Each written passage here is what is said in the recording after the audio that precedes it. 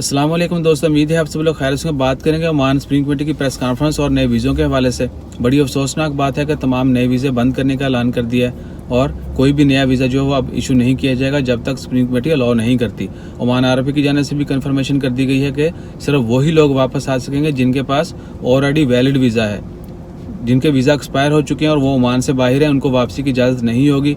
और फैमिली के हवाले से भी यही है कि जिनके पास वैलिड फैमिली वीज़ा है वो फैमिलीज वापस आ सकेंगी। उसके अलावा कोई भी नया वीज़ा जो है इशू नहीं किया जाएगा और नए वीज़े जब स्प्रिंग कमेटी अलाउ करेगी तभी जो है इशू किए जाएंगे। इसके अलावा आप सबसे रिक्वेस्ट है कि हमेशा अपना ख्याल रखें। आउट पास के हवाले से यही खबर है कि अभी तक आउट पास जो है ओपन नहीं किए गए और एनओसी के बारे में अभी कोई डिटेल शेयर नहीं की गई। जैसे ही एनओसी के बारे में ख़त्म किया जाता है, नहीं किया जाता और ओमान वापसी के मतलब अगर कोई नया रूल आता है वो भी आपके साथ शेयर करते हैं। अपना ख्याल रखें, दुआ में याद रखें। जज़ाकल्लाह, अल्लाह हाफिज़।